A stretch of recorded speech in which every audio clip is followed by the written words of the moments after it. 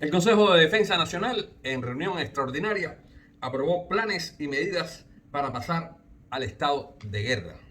No quiere decir que se haya aprobado, quiere decir planes y medidas para llegar al estado de guerra. El estado de guerra en Cuba lo establece la Ley 75 del año 94, Ley de Defensa Nacional, y esta ley es clave y desarrolla el marco constitucional sobre actuaciones excepcionales como el estado de guerra o la guerra. El artículo 14 de esta ley define el estado de guerra o la guerra como un estado excepcional de mayor trascendencia. El artículo 15 estipula que se puede declarar el estado de guerra o la guerra, lo pueden declarar la Asamblea Nacional del Poder Popular, el Consejo de Estado.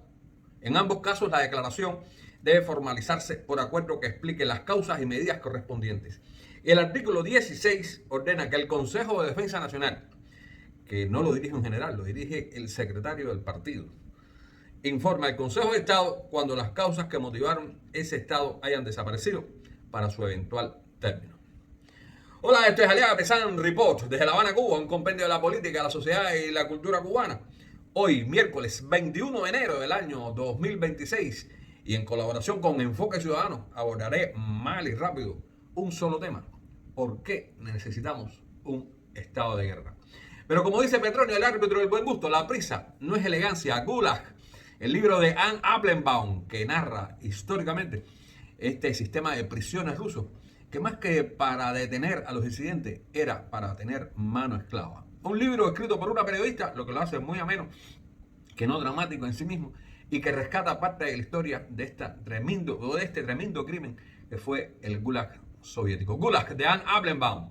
Usted lo puede encontrar en Amazon. Y volviendo al tema de Marras, analizaremos por qué este estado de guerra en base a 4 puntos. Número 1, las constantes del gobierno. Luego, las variables que se introducen, las asimetrías que se están desarrollando ahora mismo. Y como 4 puntos, las tangentes, que son las que van a definir esta situación. Lo cierto es de que para explorar este orden imperfecto, algunos conceptos matemáticos pueden ayudarnos para resolver este problema con asimetrías, tangentes, variables. Para explorar este orden imperfecto, algunos conceptos matemáticos pueden ayudarnos a definir las constantes, las variables, las asimetrías y las tangentes, porque ofrecen además un lenguaje sorprendentemente útil y más cercano al periodismo literario para poder expresar qué es lo que está sucediendo.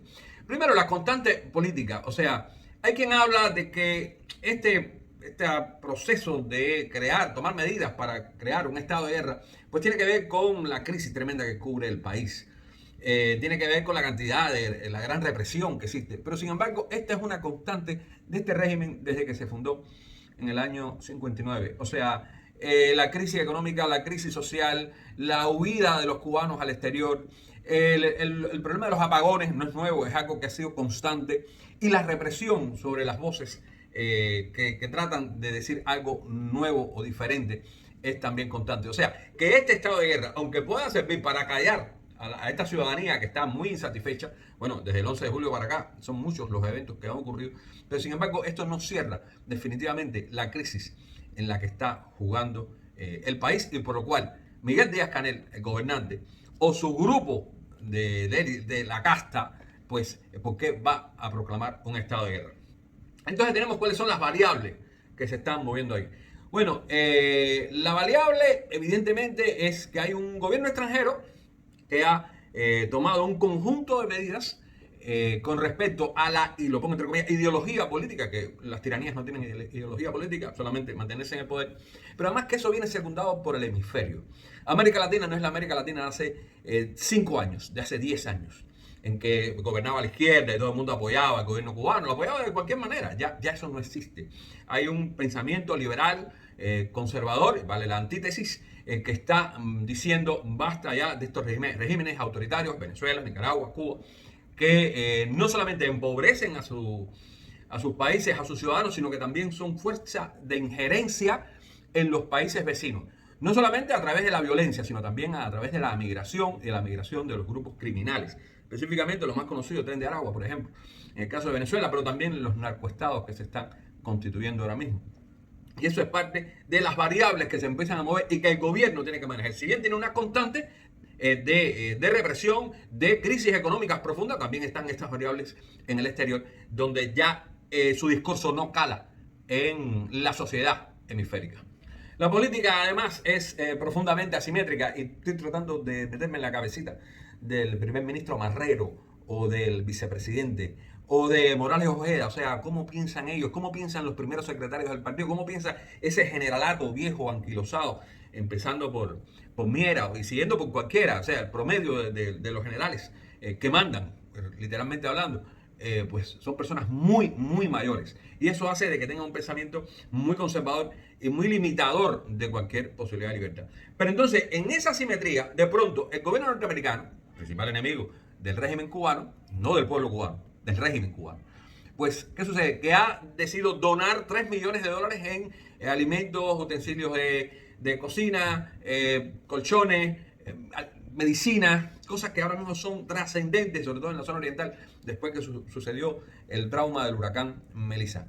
Y el gobierno cubano, acostumbrado a meter sus garras en estas ayudas internacionales, de pronto quiso controlar. Y los norteamericanos le dijeron, no vas a tocar esta ayuda que estamos enviando al pueblo cubano, porque tú la vas a utilizar de manera politiquera, mejor dicho, pero además la vas a utilizar en función de tus intereses y no de la población.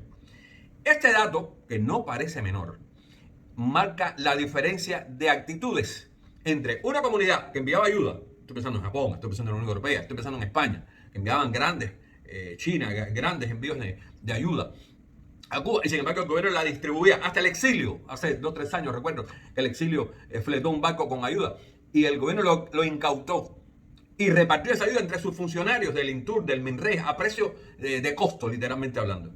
O sea, esa manipulación que existió hasta hace unos días ya no existe. Los norteamericanos dijeron, vamos a mandar la ayuda, ustedes no pueden tocarlo, la vamos a repartir a través de la iglesia y ella es la responsable. Y el que toque esa ayuda sin autorización va a ser juzgado en Cuba o en el exterior, pero va a ser juzgado.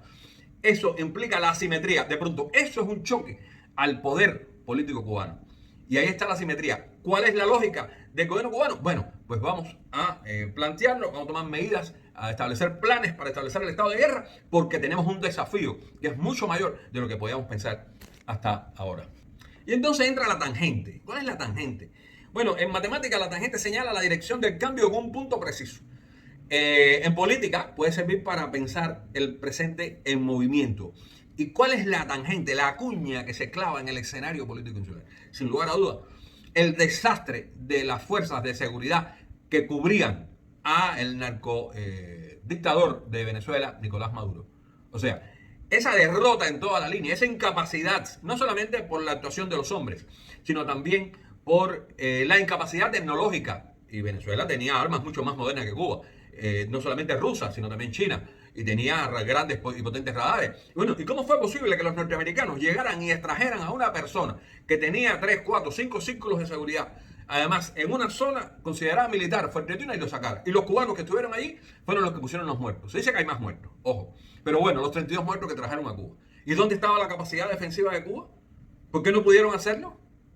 ¿Por qué lo envían en pequeñas cajas y no en cajas normales, de ataúdes normales? ¿Qué quedó de ellos? ¿Qué quedó de sus restos? Esas son preguntas que hay que hacerlas, porque esta tangente es la que dice de que si en un momento dado, y el exilio, y Marco Rubio como secretario de Estado, y el presidente Trump ya están hablando de que hay que modernizar las sociedades hemisféricas para poder competir con los otros continentes, evidentemente esto es una señal de alarma muy fuerte para el gobierno cubano y en especial su Consejo de Defensa Nacional. Usando con cuidado estos conceptos matemáticos que he abusado de ellos con ustedes, pues bueno, nos convierte en la política en una ciencia algo más parecido a algo exacto, que donde se pueden crear escenarios, paneles, juegos. Y esto nos permite ver por dónde van los tiros en Cuba. Una constante matemática es un valor fijo que no cambia, independiente de la situación o del problema que aparezca. Por lo pronto, todos estamos listos y como se dan cuenta, seguimos en apagón. Ahora mismo en el Vedado llevan 12 horas de apagón. Suerte de los bombillitos con los que me estoy sirviendo y la batería de la laptop. Les recuerdo, esto es Alea Pesan Report desde La Habana, Cuba, en colaboración con Enfoque Ciudadano. Y si los informativos dan noticias, nosotros las ponemos en contexto.